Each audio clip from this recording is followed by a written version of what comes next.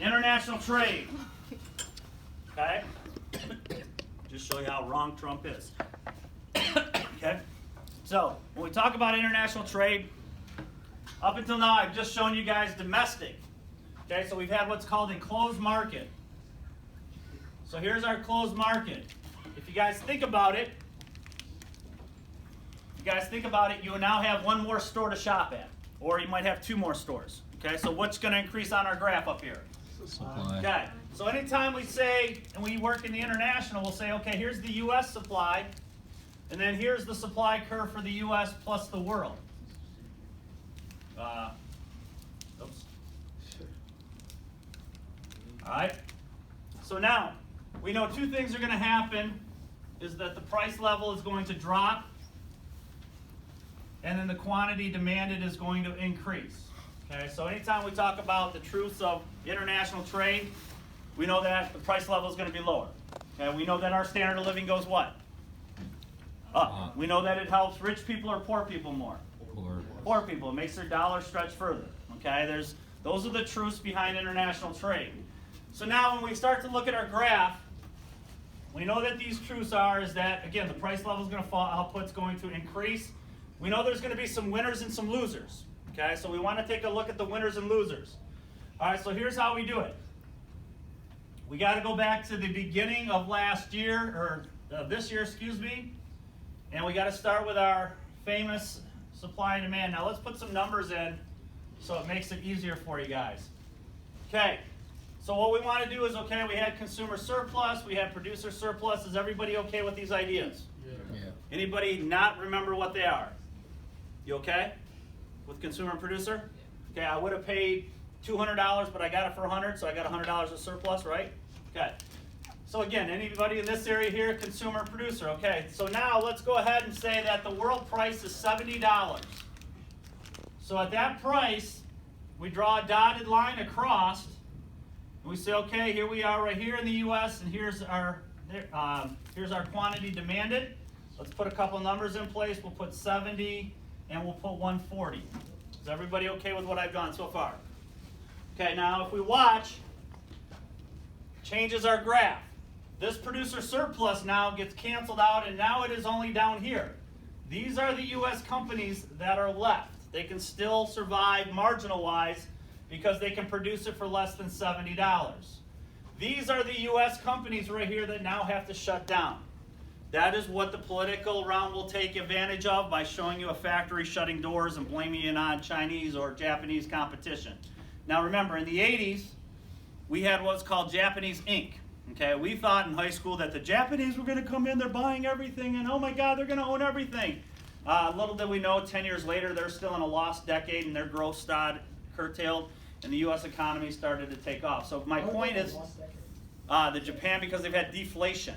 Okay, they had like a 10, 12-year period where they just had deflation, they had no growth, so they call it the lost decade in their country. Is that what was that, 2000 times? No, it's a little bit earlier than that. I would say probably from 90, maybe 93 to 2003. Okay. All right. So now we do pick up some cool stuff here. These U.S. consumers now, for the first time, they are now going to be able to afford the product and buy it. So consumer surplus now is going to be the big winner. Does everybody see how this graph works? Okay. So on your AP test, you just got to expand consumer surplus out to here. Your producer surplus shrinks, all right? They may ask you guys how many are imported, all right? Your import distance from 70 to 140, we've imported 70. We are going to make 70 in the U.S. Does everybody get where I got my totals from? Okay? All right, now we got to flip it over and do it backwards. Okay, so when we say international trade, world price is lower. U.S. consumers win, U.S. producers are going to be hurt a little bit. Now, economists, okay, unless you are like super bought by somebody, okay, on the political side, most economists believe that the gains that you pick up here are going to outweigh the losses of the producers that shut down. Second part is, if you go back to Bastille, that unseen. Okay, last month I walked in with $100, I left with the product. This month I walk in with $100. I leave with the 75 I spent on the product, plus I have 25 left over, so I am better off. Does everybody see that? Okay, yes. So okay. you're saying it was like the thing that Trump did with, it didn't like hurt producers, but it hurt consumers more than it Yes. hurt producers. Again, remember, tariff, what's another word for tariff? Tax. Tax. Okay, who has to pay the tax? Consumers. Okay, people, us, okay? So whether you were buying that car last year that had to pay more money in steel to make it, and it cost like maybe $80 extra, or whether your company had some of the components there that were hurt by international trade, whether it's Apple or things, the farmers who had their silos filled up with soy, and they didn't have anywhere to ship it because China said, forget it. Now, here's the one thing I want to go back to, arrayism. Some people say, well, wait a minute, China's unfair. China's not competing the way that we should think they compete. You're in a rowboat, you're out in the middle of the ocean with a buddy. The buddy stands up and shoots a hole in the rowboat. Are you going to stand up and shoot a hole in your side just to spite him? I'm gonna shoot my buddy. Is your buddy's All right. density more Again, than my one? point is this. Is your buddy's density more than one? If my point is that if China does something, their citizens have to pay. If they want to limit, I've used my buddy as a boat. if they want to limit our goods, then it's their citizens that are going to have to pay the price with higher prices on the products that they can't compete with. All right. Okay. So Trump's idea that we're retaliating because China's not playing a level. Remember, people trade, not governments. Okay, and we trade for the same reason that we trade with American citizens. There's a better deal there. I feel I'm better off. Governments do not trade. Okay, now Trump's going to walk away with a win, but there was a huge cost. Okay, he had to give farmers $28 billion of lost income because their stuff sat rotting in a silo because they couldn't ship it over to China. Okay, so they took $28 billion out of your mom and dad's pockets, my pocket, and they handed it over to the farmer in Iowa to pay for his losses. So to say that there's no cost is not right. Okay, there's always a cost, and that was one of them there. So if Trump wants to get China to play fair, he should just let them screw themselves over? Again, that would be one way to say that, again, the idea is that from an economic standpoint, individuals trade. Okay, I trade with a Lexus dealer, okay, from South Korea. I don't trade with the South Korean government. I don't trade with the Japanese deity when it comes to a Honda. All right, so you and I trading, those individuals should be making the choices, not necessarily the political aspect, because again, the political aspect could be picking winners and losers. Does that make sense? So again, Trump will sell it as a win, but there was a huge cost that was paid. They just said in that article I showed you guys right there, it depressed GDP by 0.02%. Now that's not a huge amount, all right? Trump took the political calculation that his base would love it. The people that lost would be relatively kind of small, all right? And he wouldn't lose that many votes, and we'll see what happens come this fall. I know Pennsylvania right now, it's a little scary because a lot of those companies that buy steel, all right, we're having to buy steel now more expensive than they were buying from the international market. Does that make sense? The other thing is, though, is like a lot of the people who like it does affect the native effect are still going to vote Trump instead of like Trump. It could be. Like I said, we'll Like, see if how it that's- goes. if that's Wait, what so we is see. he doing that to try to like suck up to people saying like it's gonna help like American companies? Well, it or, helps like, the why is- American. It's his the base, American okay? He sold it as It will it's create his jobs. base. It's what's caused the boogeyman. Like for example, if you look at economic manufacturing in this country, you would think what's happened the last 50 years because all these factories have shut. You think it went It went where? down, but Went it down. didn't. No, economic manufacturing is at an all-time high. It's just that we're doing it now with less people. So if you want to blame anybody, you blame technology more so than international trade. But Trump is able to frame it. Okay, it's such an easy way to show a factory shutting doors, people losing their job. It makes such a good political that, again, he knows he's a businessman. He knows he buys his windows from China. Why does he buy his windows from China for all his hotels? So like he knows Okay, there's he's cheap- not like economically not the best thing. Exactly. But It's again, just like a politician trying to get elected. Trump's So smart. he's trying to get reelected so that he could maybe change that if he gets a second term, you might see everything go out the window. Yeah, just like remember what Mr. Obama said when he went over to the Russian guy and said, hey, just give me a couple more months, I win re-election, then everything changes because he's a lame duck president. now he can do the things that he really wants to do. So, again, it's a base, okay? It's definitely miles a base, and it riles up people. Blue-collar people are scared. You know, they're scared of immigrants. They're scared of foreign competition. That's the one reason I like my... Well, isn't everybody scared of immigrants? The lower skilled, if you look at most of it, it's, you know, a doctor, a surgeon, or you guys that are engineers, are you really, no, you're not thinking they're gonna come in and compete, but if you're at one of those lower level jobs, that scares you a little bit, because that's increased competition. That's why, for example, a lot of the Mexicans that are legally here, that may be first or second generation, they love Trump because they do not want illegals coming in, because they feel it might be competition with those first kind of level jobs that you get as an immigrant. So, all right, as international trade, let's go ahead and flip it over now, and let's say, okay, the world price is higher.